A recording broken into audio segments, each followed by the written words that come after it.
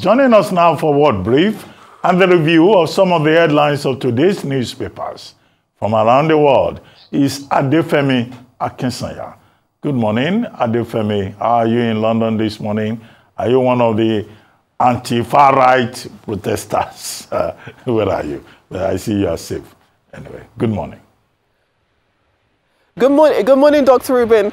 I have to tell you that, yeah, even though I am a journalist and I must stay neutral as always, in situations like this, you have to pick a side. So though I wasn't on the streets tearing anybody's singlet, I would like many people to know that we do not promote racism or Islamophobia in any type of way. But that was definitely what we're going to be talking to you throughout the course of our World Brief. Good morning to you, Dr. Rubin. Good morning to you, Ayo and Rufai. As I said, we're going to start our World Brief looking at what happened in the United Kingdom yesterday into today. Now, just yesterday when we were talking, we talked about the fact that 40 different race riots, anti-establishment riots were going to be taking place across the United Kingdom, and they in fact did take place. However, when we moved southwards towards London, within the city, there were of course different demonstrations continuing on this element of race riots, but most significantly, what you did see in London were many people coming out to protect their communities.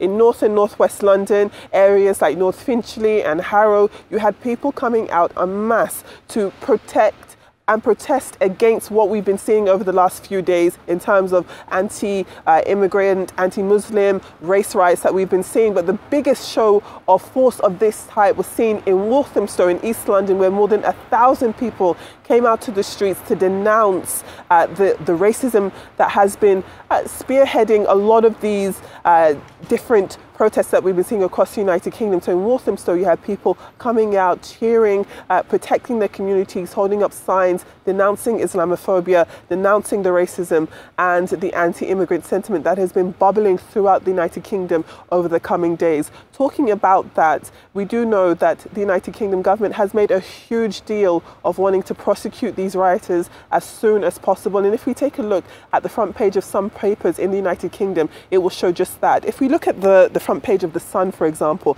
The Sun has the faces of 15 different people who have been nailed and jailed, as the headline reads, people who have been arrested, prosecuted, and are now in prison as it pertains to their involvement in the race riots that have been taking place across the United Kingdom. But also, if we take a look at the front page of the Daily Telegraph, you'll see that even today, even with the counter-protests, even with the police support and the mobilization of the police, many people are not taking any chances as it pertains to protecting their businesses, protecting their lives and their livelihoods. So you do see on the front page of the Telegraph the boarding up of many shops happening across London, across the United Kingdom. And then if we look at the Eye are looking at perhaps a way of targeting these so-called thugs right where it hurts them. There's now being a police probe that has suggested that perhaps these hooligans, that there should be some form of a link between the anti-racism, the racism riots that we've been seeing in the United Kingdom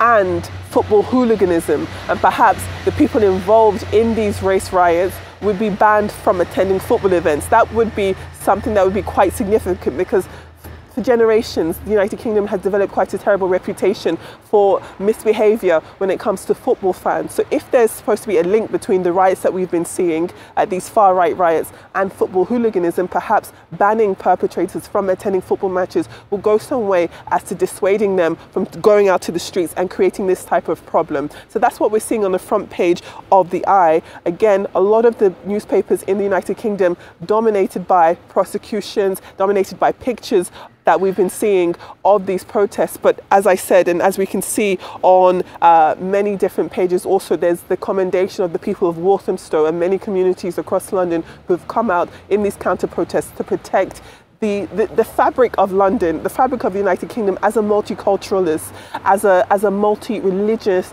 place where people of different ethnic minorities, of different religious backgrounds coexist peacefully. So that's what we've been seeing in the United Kingdom. If we take a sidestep across the pond to the United States, and Kamala Harris appeared in Wisconsin and in Michigan just yesterday with her running mate Tim Walz.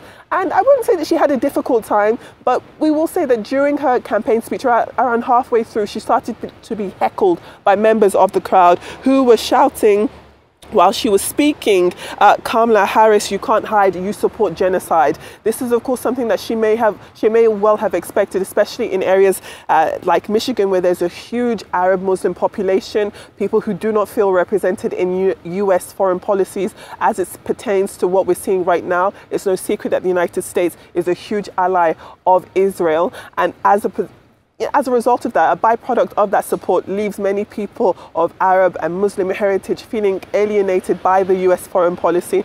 So looking at that, I do think that she would have expected some form of pushback when it comes to Michigan, which is, of course, a very significant state, one that she needs to take in order to become president. But she did at first respond quite calmly, but she says that she was here to allow to protect democracy and make sure that everyone was entitled to their own voice. So she did at first let them have their way in terms of speaking out, but then she became a bit more forceful when the heckling continued. And she did say that, you know, if you want to vote for Donald Trump, you can do that. But as it stands right now, I am speaking. And that has turned into one of her slogans as pertains to being able to protect herself and be able to say what she needs to say while she's being pushed back, whether it's by a political rival or the crowd that we're seeing over there in Michigan just yesterday. And then lastly, our last report on our World Brief looks at, again, we're coming back to Europe now, and Taylor Swift has had to cancel 3 different concert dates. She's on her Eras tour, and 3 dates in Austria, specifically in Vienna, have been cancelled due to reports of a suspected terror attack. That terror attack, of course, has not happened yet, but the intelligence that was given to the organizers was that there is a significant risk of something as pertains to religious-based violence happening in Vienna, and as a result, she's had to cancel those different dates again due to confirmation by government officials of a planned terrorist attack at the Ernst Happel Stadium, which is where she would have been performing. She's had no choice but to cancel the 3 planned shows for everyone's safety. So those are the stories that we're looking at on our World Brief. I did mention a few of the papers that are happening that have been reported and released to the public in the United Kingdom. I'll go on to look at our African and Nigerian papers, but not before I throw it back to you in Lagos, just for some feedback on the stories that we've just listened to, what's happening in the United Kingdom as it pertains to counter-protests, Kamala Harris's performance in Michigan yesterday, and then also the cancelling of these dates for Taylor Swift's Eras tour. So a couple of things, Femi. I'm totally in support of the counter-protest. Yeah, you say the journalists they have neutrality. Oh, I can't hear you. Can you hear me, Femi? Can you hear me? Okay, maybe I'll just have to speak on. So, truth has to be said. We need to condemn evil when we see it, and we need to stand against evil. So I'm totally in support of those counter-protests. Nobody's a pure race in the world. I keep saying that. We're all mixed one way or the other. So for those that push that nationalism, they're deluded. In fact, they're very shambolic in their thinking to think that every race is pure. Even Hitler that was pushing the pure Aryan race was also very delusional. Very delusional. And we must not have a society where we have things like that. So I'm totally in support of those protests, and government must clamp down on those right-wing nationalists in the first place. That's not England. That England was developed with the blood and sweat and tears of Jamaicans, Asians, and people from other parts of the world. The Windrush generation was part of them. It's not only for the medieval Anglo-Saxons. Please, it's not the days of the offer of Messiah any longer, and we have to say that to them. Secondly, as regards Kamala Harris, she has to deal with that because it's a big problem. If you remember, even the primaries, Joe Biden dealt with that in Michigan during the primaries. Most people from Michigan, so a couple of people deliberately did not vote for him for Michigan. And America has to take a stance. Yes, they are allies with Israel. The deep state also supports Israel. But the truth is, when are you going to call the bluff of Netanyahu? It is not only Netanyahu that will continue to be the leader of Israel. You had other leaders of Israel that made peace in that region, the likes of Yitzhak Rabin. So Netanyahu's bluff has to be called. All right, let me go back to the UK, especially because of the anti-protest protests. So we see that it's not just in this part of the world. No, we talked about the fact that counter-protesters say that racism has no place in the United Kingdom and standing to protect those people who have been targeted by the far right and extremists. But I want to highlight something that the policing minister, Diana Johnson, had mentioned, particularly with regards to clamping down on anyone who is spewing hate or in terms of speech, not just in person, but online. And talked about the culpability, as it were, of social media business owners who were not responsible enough to shut down on some of the hate speeches that were propagated online. And I think that's an important point, because we're coming into a world whereby beyond, social media has such influence and power that riots and hate can be generated by things that are posted on X or on Instagram if they are not properly moderated. But then you ask the questions, how do you begin to speak to them when the owners of some of these media platforms are the perpetrators in some instances? Elon Musk, for instance, has been interfering in what's happening in in the United Kingdom and stoking up sentiments. So who do you that? Anyways, I'm sure he's regulated by. Perhaps he would get a house from them, get a call from the house very shortly. But I thought it was a very important point to make, and how firm they have been, especially the Home Office, with regards to them stating clearly that there's no room for that and the arrest to be made and justice swiftly dispatched in this regard. I thought it was very important. Then with regards to Taylor Swift, what is it with Taylor Swift? Remember that with the United Kingdom, it was a Taylor Swift inspired dance class that this happened, and now in Austria they're saying that they're cancelling concerts. But she did mention herself and raise concerns around the fact that concerts are being targeted by extremists. Look at the Ariana Grande situation in Manchester. So just heightened security around those areas. But it'll be interesting to find out, what did Taylor Swift do to make it that, maybe because of her sheer popularity anyway, knowing that the numbers will be high. Okay, the big issue about Taylor Swift is terrorism.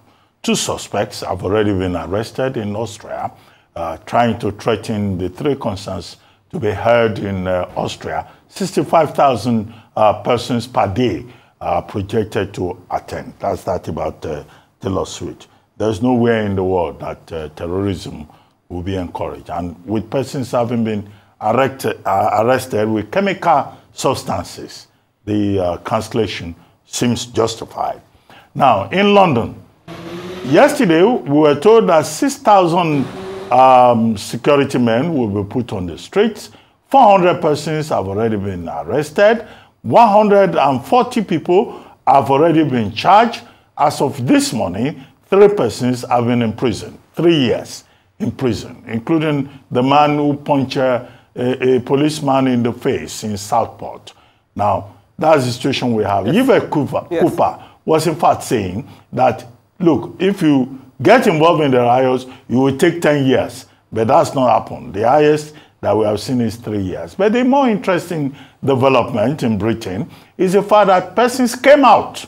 They faced down the far-right protesters in Southport, in Manchester, in some other places, to say there will be no riot here.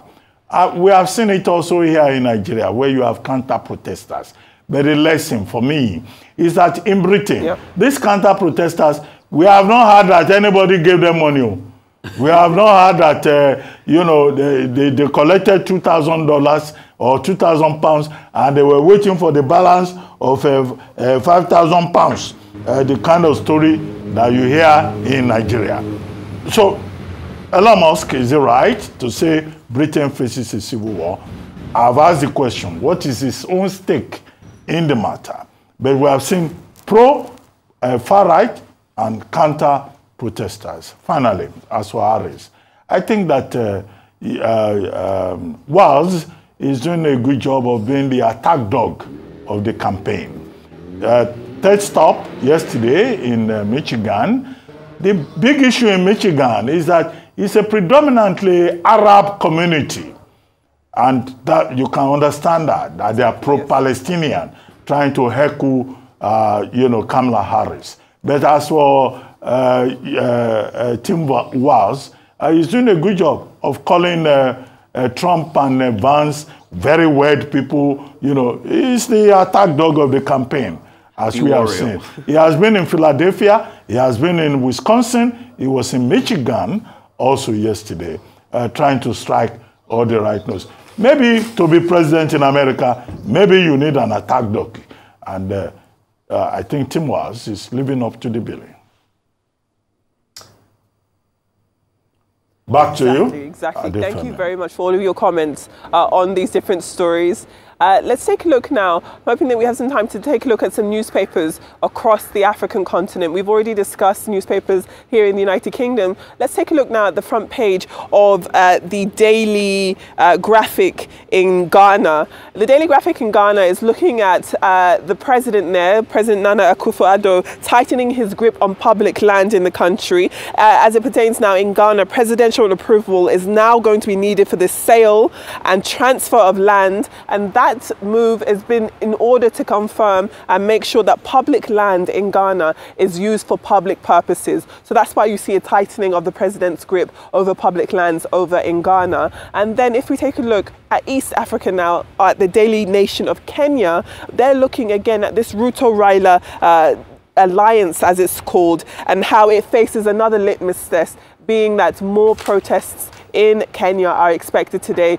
Protests that firstly started off against this finance bill, which was quite controversial, and then ballooned into asking for better governance. And talking about governance in Kenya, many people are unhappy with this alliance between William Ruto and Raila Odinga. And then again, Ruto is having quite a difficult time as it pertains to taxes. We already know that he had repealed that controversial tax bill, which started off these protests that we've been seeing in Kenya. But also, 3 judges in Kenya have unanimously ruled that the 2023 legislation that had raised taxes on salaries, fuel, and mobile money transactions was fundamentally flawed and unconstitutional. So they have also moved that back. And then that poses a greater challenge again for William Ruto, as he is desperately searching for the extra cash he's going to need to fund Kenya's national budget and service its $78 billion public debt. Let's take a look at some Nigerian papers now. The front page of This Day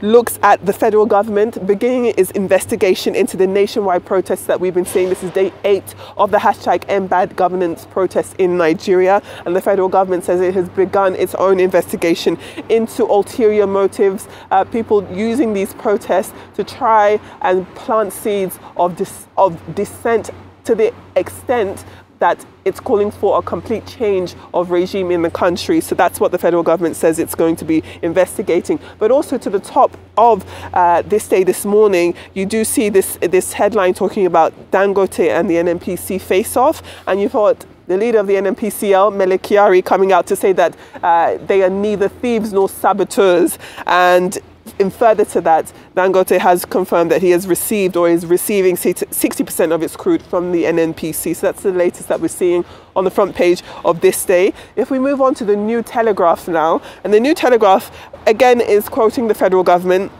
who is saying that the worst, as it pertains to these protests that we've been seeing over the past 8 days, that the worst is over. And there have also been reassurances that the vandalized ICT park in Kano will be renovated quickly. And we're hoping that the money's used to renovate that won't be taken away from the people, because as we saw with the damaging of different public property in Kano, it is going to be counterproductive, because if now funds are going to be deployed into restoring this damage, it's going to hurt the people in the back end. So that's what we're seeing on the front page of the New Telegraph. If we move on to the Punch now, and the Punch has Nigerian military chiefs, Nigeria, the country as a whole, urging ECOWAS chiefs to curb the prevalence of coups in the region. Speaking in Abuja, Nigeria's Chief of Defense Staff General Christopher Musa said that the change of government by military in West African countries was concerning and also has unintended consequences to democracy across the region. So he's called on many people speaking in Abuja to make sure that when it comes to regime and political change, that coups are averted using as much unity and commitment to democracy in the region as possible. Let's take a look now at The Guardian. The Guardian is looking at something quite different from the protests. The front page of The Guardian looks at public universities, how they've been able to rake in some 12 billion naira over the past 5 years, and that is money that they've been able to accrue from charging students and graduates to attain or obtain their own academic transcripts. Looking at this, it says that 12 different public universities in Nigeria are charging their graduates between 30,000 and 70,000 naira in order to receive their own academic transcripts. And of course, graduates are going to need those documents to apply for postgraduate study, to apply for jobs. Naturally, these are documents that should be in the hand of graduates as soon as they graduate. But what we see in this article is that these universities say that they take control of these transcripts because they want to protect against forgeries. But clearly, what we're seeing is that there is clearly a cash system in place that not only charges graduates for the qualification proof that they've already paid for in terms of their tuition fees, but also it takes a long time. So this is a huge bureaucratic process that is hurting these graduates on the back end. And then moving on to the Vanguard, just as we were talking about the protests in the United Kingdom, the Vanguard has NIDCOM confirming that no Nigerians have been directly affected by the disorder that have been happening across the United Kingdom, and reported back to the Nigerian High Commission, as well as diaspora groups, that no Nigerians have become any casualties in these riots that we've been seeing so far. Back to you all in the studio. Well, thank you very much, Adefemi, for the updates. Just interesting. 12 billion naira in 5 years for transcripts. That is a business right there. Well, definitely, hopefully look into that and see how the process can be more efficient. Thank you, and see you tomorrow.